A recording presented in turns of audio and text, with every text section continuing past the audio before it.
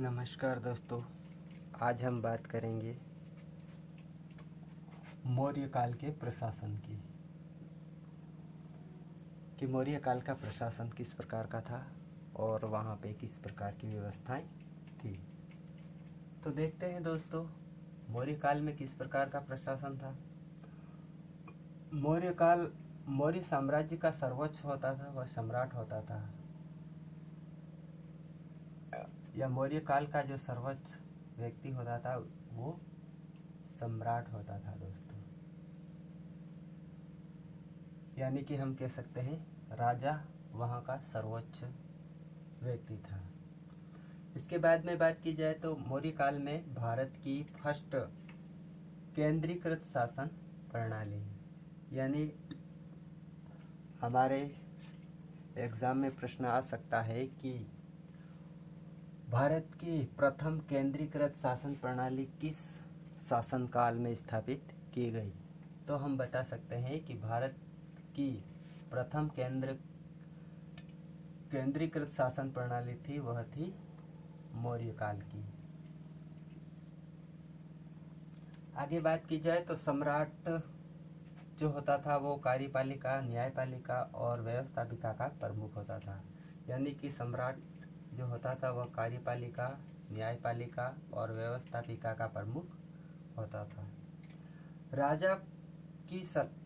राजा को सलाह, यानी राजा को सलाह देने के लिए एक मंत्री परिषद भी हुआ करती थी। मौर्य काल में राजा को सलाह देने के लिए एक मंत्री परिषद भी हुआ करती थी दोस्तों। मंत्री परिषद सदस्यों का चयन, तो मंत्री परिषद सदस्यों का चयन जो होता था वो उपधा परीक्षण के आधार पर होता था। ये बहुत इम्पोर्टेंट है दोस्तों, उपधा परीक्षण। उपधा परीक्षण के आधार पर मंत्री परिषद के सदस्यों का चयन होता था।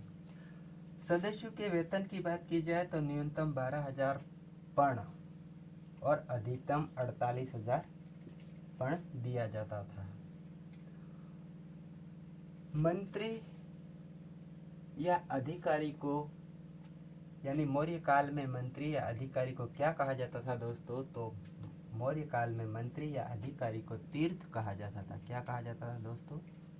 तीर्थ। अर्थशास्त्र में मौर्य काल के बारे में ही वर्णन है और अर्थशास्त्र में 26 प्रकार के मंत्रियों का वर्णन मिलता है।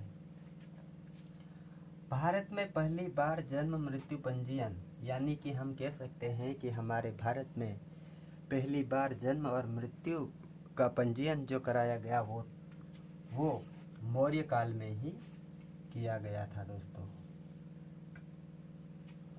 इसके बाद में आगे बात की जाए तो मौर्य साम्राज्य, जो संपूर्ण मौर्य साम्राज्य था वो एक प्रांतों में विभाजित था,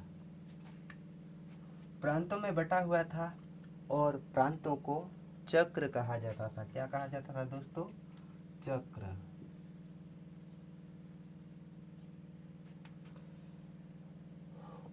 और इसके बाद में मौर्य शासन व्यवस्था के अनुसार वहाँ पर मौर्य काल के समय प्रांतों के मुखिया जो होते थे उसे प्रांतपति या राज्यपाल कहा जाता था। क्या कहा जाता था दोस्तों? प्रांतों के मुखिया को, मौर्य काल में प्रांतों के मुखिया को क्या कहा जाता था? प्रांतपति या राज्यपाल। अगर बात की जाए संपूर्ण मौर्य काल के साम्राज्य की तो वह 5 प्रांतों में विभक्त था। कितने दोस्तों? 5 प्रांतों में। वो प्रांत थे उत्तरापथ, दक्षिणपथ, अवंती या प्रतीचि भी जिसको कहा जाता है, कलिंग और प्राची। अगर बात की जाए उत्तरापथ की राजधानी की तो उत्तरापथ जो प्रांत था उसकी राजधानी तक्षशिला हुआ करती थी दोस्तों। उत्तरापंथ की राजधानी तक्षशिला। आगे बात की जाए दक्षिण पथ के प्रांत की राजधानी सुवर्णगिरी। दक्षिण पथ के प्रांत की जो राजधानी थी वह थी सुवर्णगिरी। और अवंतिका, जिसे उज्जैन भी कहा जाता था, उसकी राजधानी उज्जैन ही थी। उसके बाद में कलिंग की राजधानी तोसली। कलिंग की राजधानी बहुत इंपॉर्टेंट है दोस्तों, इसको देख लेना। कलिंग की राजधानी थी वह तोसली थी। इसके बाद में प्राची की राजधानी पाटलिपुत्र। प्राची की राजधानी पाटलिपुत्र। कलिंग की राजधानी तोषणी। अवंतिका या अवंती की राजधानी उज्जैन। दक्षिण पंथ की राजधानी सुवर्णगिरी और उत्तरापथ की राजधानी तक्षशिला। इसके बाद में मौर्य साम्राज्य के शासन व्यवस्था की आगे बात की जाए दोस्तों, तो संपूर्ण प्रांत जो होते थे वो मंडलों में विभाजित हुआ करते थे। तो संपूर्ण मौर्य काल के जो प्रांत होते थे वह मंडलों में विभाजित हुआ करते थे। और मंडलों के अधिकारी को क्या कहा जाता था दोस्तों? प्रदेष्टा, प्रादेशिक या महामात्य। ये तीनों नाम बहुत महत्वपूर्ण है दोस्तों।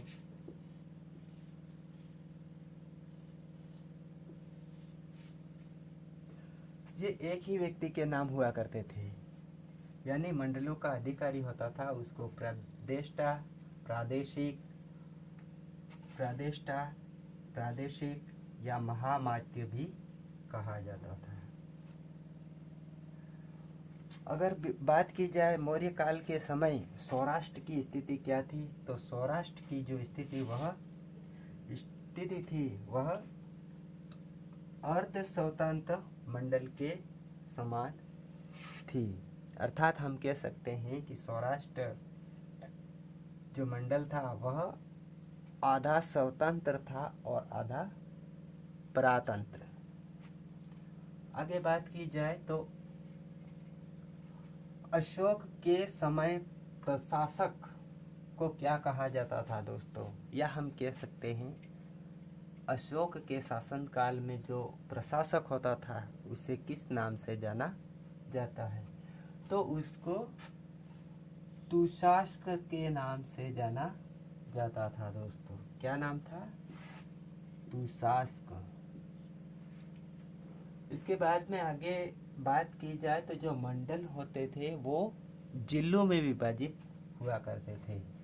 जो मंडल होते थे वे जिलों में विभक्त थे और उन्हें यानी जिलों को किस नाम से जाना जाता था? आहार या विषय के नाम से जाना जाता था। आहार या विषय। विषय का प्रधान अधिकारी किस नाम से जाना जाता था दोस्तों? हमारे को कोई भी प्रश्न हमारे एग्जाम में आ सकता है कि मौर्य काल या मौर्य काल के समय जो विषय का प्रधान होता था उसे किस नाम से जाना जाता था? तो विषय का प्रधान अधिकारी होता था उसे विषपति या स्थानिक नाम से जानते थे दोस्तों। किस नाम से? विषपति या स्थानिक। किसे? जो विष का प्रधान होता था उसे। विष अर्थात जिले के प्रधान को विषपति या स्थानिक कहा जाता था। स्थानिक के अधीन बहुत सारे गांव हुआ करते थे, यानी स्थानिक जो होता था उसके अधीन में, उसके अधिकार में बहुत सारे गांव आते थे। गांव का मुखिया होता था उसे ग्रामीण कहा जाता था। क्या कहा जाता था दोस्तों? ग्रामीण। इसके बाद में आगे बात की जाए तो सर्वप्रथम सम्राट हर्यक ने पाटलिपुत्र को राजधानी के रूप में विकसित किया था। अर्थात सम्राट हर्यक ने पाटलिपुत्र को राजधानी के रूप में विकसित किया था। इसके बाद में मौर्य काल में नगरीय प्रशासन किस प्रकार का था, तो उसके बारे में हम महत्वपूर्ण बिंदु के बारे में जानकारी प्राप्त करते हैं दोस्तों। तो नगर का प्रमुख अधिकारी क्या कहलाता था दोस्तों? एस्ट्रोनोमोई। क्या कहलाता था? एस्ट्रोनोमोई। एस्ट्रोनोमोई।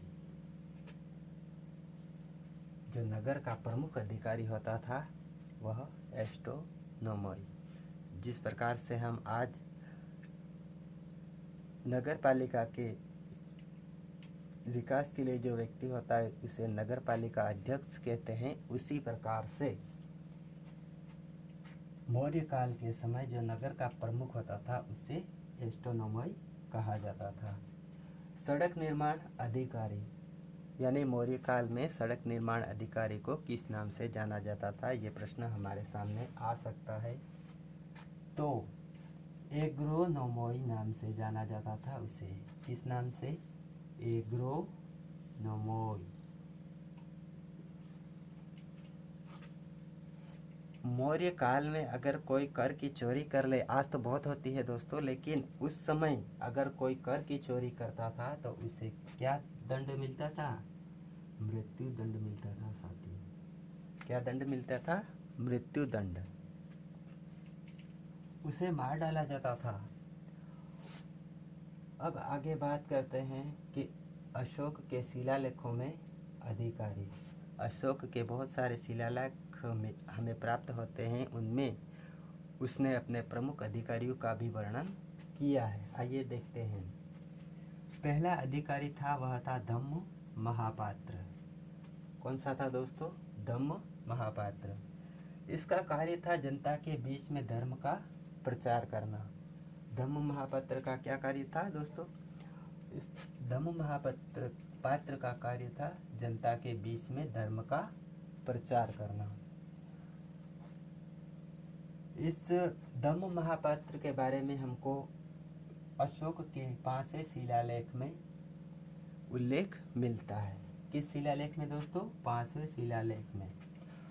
और इस धम्म महापात्र की नियुक्ति जो है महाराज सम्राट अशोक ने अपने कार्यकाल के 14वें वर्ष में किया था।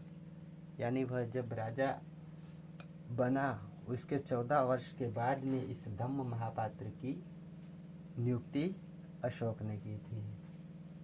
इसके बाद में दूसरा आता है रज्जुक अधिकारी। ये रज्जुक अधिकारी था वह न्याय व राजस्व अधिकारी था।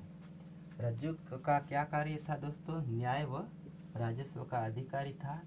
और इसका उल्लेख जो है हमें अशोक के 3रे शिलालेख में मिलता है। रज्जुक अधिकारी के बारे में उल्लेख अशोक के 3रे शिलालेख में मिलता है। और इसकी जो नियुक्ति की थी वह अशोक ने अपने शासनकाल के 26वें वर्ष में की थी। यानी 26 साल के बाद में राजा बनने के 26 साल के बाद में अशोक ने रज्जुक नामक अधिकारी की व्यवस्था की थी, जिसका मुख्य कार्य न्याय व राजस्व अधिकारी के रूप में कार्य करना था। आगे बात की जाए प्रतिवेदन नाम के व्यक्ति का भी या अधिकारी का भी उल्लेख मिलता था। उसका क्या कार्य था? जनता की बात राजा तक पहुंचाना। यानी प्रतिवेदन का कार्य था कि जनता जो कहे वो राजा तक पहुंचाना। इसका उल्लेख हमें अशोक के 60वें शिलालेख में मिलता है। इसके बाद में चौथे नंबर का जो अधिकारी था वह था इतिजामा या महामात्य या स्त्री महामात्य। अर्थात सीधा सा अर्थ निकल जाता है दोस्तों, स्त्री महामात्य का अर्थ होता है स्त्री की नियुक्ति, या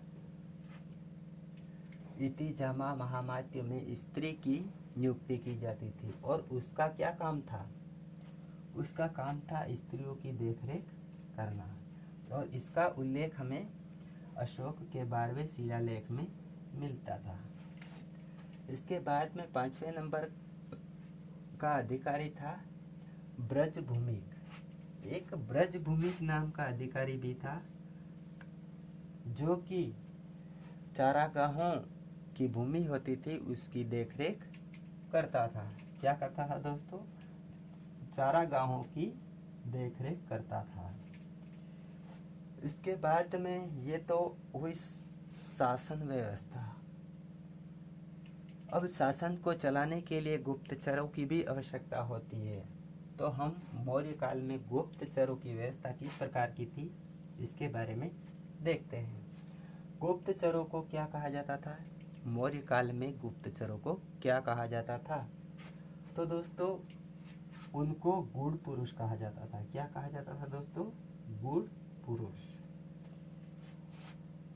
गुप्तचर विभाग का प्रधान जो होता था उसे महामात्यचाप कहा जाता था। महामात्याचप कहा जाता था गुप्तचर विभाग के प्रधान अधिकारी को। आगे बात की जाए दोस्तों, तो मौर्य काल में गुप्तचर 2 प्रकार के हुआ करते थे। कितने प्रकार के? 2 प्रकार के। पहला था संस्था नाम का गुप्तचर होता था। वह केवल एक ही जगह रह करके और गुप्तचर की भूमिका निभाता था। और दूसरा होता था संचार। और संचार जो गुप्तचर होता था वह भ्रमणशील गुप्तचर था, अर्थात वह एक जगह से दूसरी जगह घूमता रहता था और घूम करके और गुप्तचर का कार्य किया करता था। और मौर्य काल में स्त्रियों को भी गुप्तचर का कार्य करवाया जाता था, या हम कह सकते हैं कि मौर्य काल में गुप्तचरों की भूमिका के लिए स्त्रियों का उपयोग भी किया जाता था। थैंक यू दोस्तों। ये जानकारी आपको अच्छी लगे तो वीडियो को लाइक कीजिए, शेयर कीजिए और सब्सक्राइब कीजिए। धन्यवाद दोस्तों।